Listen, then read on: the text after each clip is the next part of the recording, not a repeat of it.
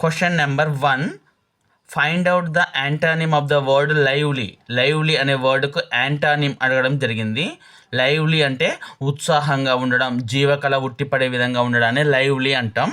చూడండి, ఎగ్జైటింగ్ అంటే కూడా ఉత్సాహంగా ఉండడం, ఇది సినానిమ్ అవుతుంది. బొయాంట్ అంటే కూడా ఉత్సాహంగా జీవకళ ఉట్టిపడే విధంగా ఉండడం, ఇది కూడా సినానిమే. వైబ్రాంట్, ఇది కూడా synonym.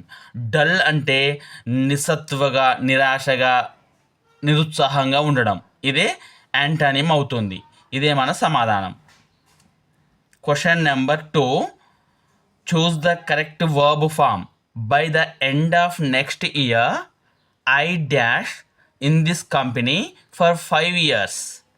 Shall have worked, shall be worked, am working. By the end of next year అంటే వచ్చే సంవత్సరం చివరికల్లా I dash in this company for 5 years అంటే నేను పని చేయడం అనేది 5 years అవుతుంది. ఇటువంటి సందర్భాల్లో భవిష్యత్తులో ఒక సమయానికల్లా ముగిసే పనిని తెలియజేయడానికి ఫ్యూచర్ టెన్స్ వాడాలి. ఈ రెండు ఫ్యూచర్ టెన్స్. ఓకే, ఒక సమయానికల్లా ముగియాలి కాబట్టి పర్ఫెక్ట్, వర్క్ అనేది పర్ఫెక్ట్ అయిపోవాలి అంటే ఫ్యూచర్ పర్ఫెక్ట్ టెన్స్ వాడాలి. By the end of next year I shall have worked in this company for 5 years అవుతుంది. ఇదే మన సమాధానం.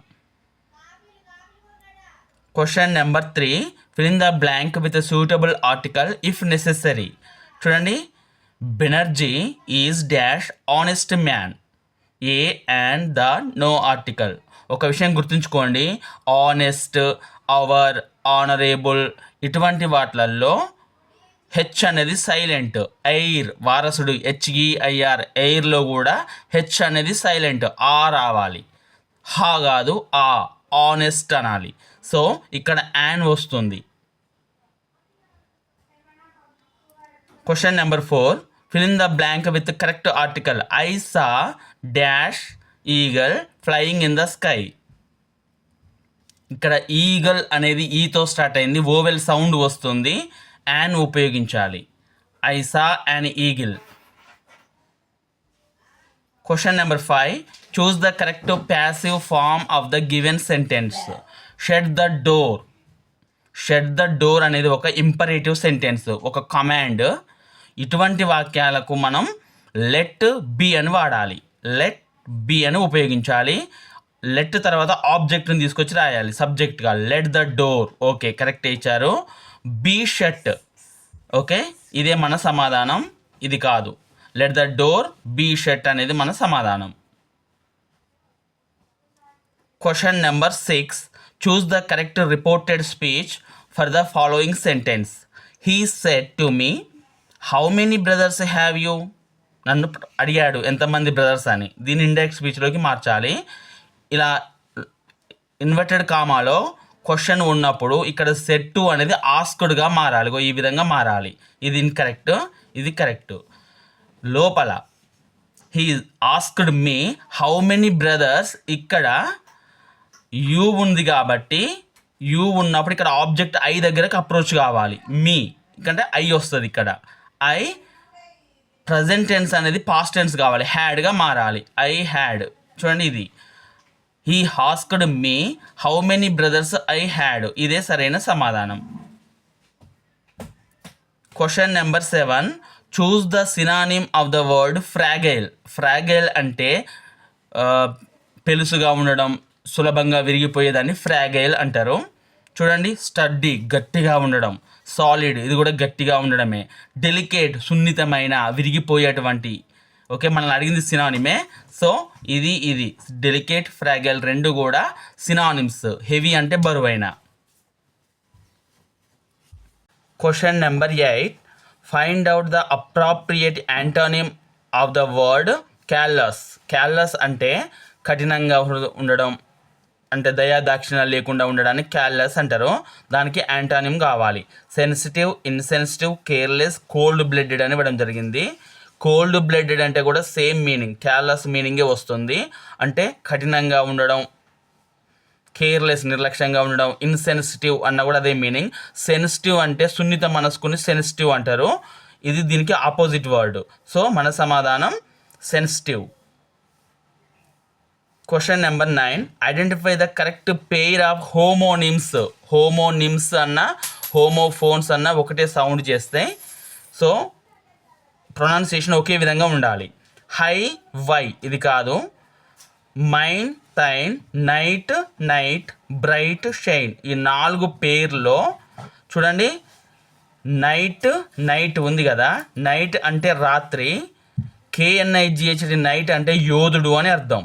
స్పెల్లింగ్ వేరు వేరు, మీనింగ్ వేరు, కానీ ప్రొనౌన్సియేషన్ ఒకటే. అలా ఉంటే వాటిని హోమోనిమ్స్ అంటారు. నైట్ నైట్ ఇదే మన సమాధానం. Question number 10, identify the grammatically correct sentence. How long have you been working in this organisation. ఇది సరైన సెంటెన్స్. ఇదే మన ఆన్సర్.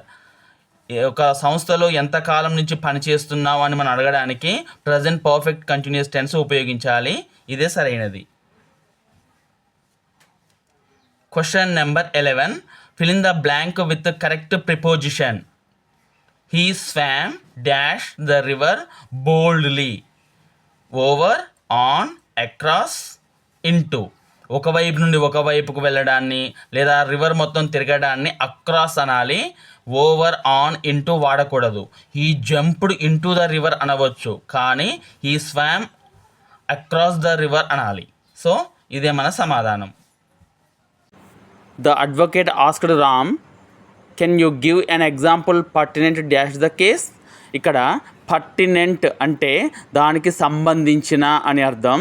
సందర్భానికి ఆ కేసుకు సంబంధించిన ఏదైనా ఉదాహరణ ఇవ్వగలవా అని అడిగినప్పుడు పర్టినెంట్తో టు ఉపయోగించాలి. Choose the wrongly spelt word. చూడండి రెండవు, ఇక్కడ జెడ్ మరియు ఎస్ సైలెంట్. రెండెజ్వోస్ అనొద్దు దీన్ని. రెండవు అంటే నిర్ణయించుకున్న ప్లేస్లోనే మీట్ కావడం, ఒక మీటింగ్ పెట్టుకోవడాన్ని రెండవు అంటారు. ఇది సరైనది స్పెల్లింగ్. రెండు ఇవ్వడం జరిగింది. జెన్యూన్ అంటే GENUINE ఉండాలి, జెన్యూన్. సో ఇది స్పెల్లింగ్ సరైన విధంగా ఇవ్వలేదు, ఇది ఇన్కరెక్ట్. కరేజియస్ ధైర్యంగా ఉండడం. ఓకే, ఇదే మన సమాధానం, genuine. Question number 14, Ravi has hired a full time nurse to dash his aged parents. చూడండి, look up, look after, look out, look into. Look up అంటే డిక్షనరీలో ఒక పదాన్ని వెతకడాన్ని లుక్అప్ అంటారు. ఇక్కడ ఇది సరైనది కాదు. లుక్ ఆఫ్టర్ అంటే కాపాడడం, సంరక్షించడం, ఇది సరైనది. రవి ఒక నర్సుని వాళ్ళ అమ్మ నాన్నలను కాపాడడం కోసం అపాయింట్ చేశాడు, అంటే కాపాడడం కోసం అన్న మీనింగ్లో లుక్ ఆఫ్టర్ అనేది సరైనది. ఇదే మన సమాధానం. లుక్అవుట్ అంటే చూడండి జాగ్రత్తగా చూడు, నడువు అని అర్థం. లుక్అవుట్, కార్ ఈజ్ కమింగ్, ఆ విధంగా. లుక్ ఇంటూ అంటే పరిశీలించడం. లుక్ ఆఫ్టర్ అనేది సరైన సమాధానం. Question number 15, Sachin Tendulkar was the best batsmen of Indian cricket team dash many years from, since, for, in. ఇక్కడ ఒక విషయం గుర్తుంచుకోండి, మెనీ ఇయర్స్ అనేది పీరియడ్ ఆఫ్ టైం, ఒక డ్యూరేషన్. ఓకే, ఇటువంటప్పుడు ఫర్ ఉపయోగించాలి. ఫర్ మెనీ ఇయర్స్, ఇదే మన సమాధానం. ఫర్. సిన్స్ ఎప్పుడు ఉపయోగిస్తామంటే point of time, starting time ఉంటే సిన్స్ ఉపయోగిస్తాం. ఫ్రమ్, ఇన్ ఇక్కడ ఇన్కరెక్ట్ యూసేజ్. ఫర్ అనేది సరైనది.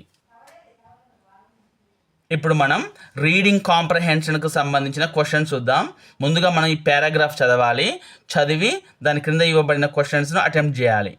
చూడండి, question number 16, when children enter school they must be given opportunity to read books, they must be given an opportunity to bunk the classes, they must be given an opportunity to use mobiles, they must be given an opportunity to play games only. ఈ 4 ఆప్షన్స్లో ఏది సరైనదో మన పారాగ్రాఫ్లో క్లియర్గా ఇవ్వబడింది. చూడండి, them with opportunities to read books, మనం ఇవ్వాల్సింది పుస్తకాలు చదువుకోవడానికి వాళ్ళకు అవకాశాలు కల్పించాలి. సో రీడ్ బుక్స్ అనేది మన సమాధానం. Question number 17, find out the synonym of the word conducive. Synonym అడిగారు. కండ్యూసివ్ అంటే అనుకూలంగా, వాళ్ళకు ఆమోదయోగ్యమైన రీతిలో అనే మీనింగ్ ఉంటుంది. Unfavourable, opposite, favourable, unhelpful. ఇక్కడ ఫేవరబుల్ అనేది సమాధానం. మన పారాగ్రాఫ్లో ఇక్కడ ఇవ్వడం జరిగింది. Class room to create a conducive, lively and inviting space అని ఉంది కదా, ఇది అనుకూలమైన, ఫేవరబుల్ అని అర్థం. మనకి ఇచ్చిన దాంట్లో ఫేవరబుల్ సమాధానం. Question number 18. Teachers can make the class room lively by introducing the students to A world of games, to A world of cinemas, to A world of interesting pictures and books, to A world of politics. మన పారాగ్రాఫ్లో గమనించండి, engaging in a world of interesting pictures and stories, books అని ఇవ్వడం జరిగింది. మనకిచ్చిన దాంట్లో కూడా interesting pictures and books అని ఇవ్వడం జరిగింది. ఇదే మన సమాధానం. According to the passage, which of the following makes an essential component of class room teaching. మనకి ఇవ్వబడిన పారాగ్రాఫ్లో చూడండి, రీడింగ్ అనేది ప్రతి చోట రీడ్, ఓకే, రీడింగ్ అని ఇవ్వడం జరిగింది. ఇది ఓవరాల్ పారాగ్రాఫ్కి సంబంధించిన question. So writing, enjoying, reading, listening అని ఇవ్వడం జరిగింది కదా, రీడింగ్ అనేది మన సమాధానం.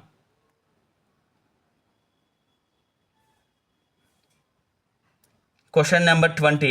Children should be exposed to reading books according to their age and interest, irrespective of their age and interest, according to the interest of the teachers, of a higher standard.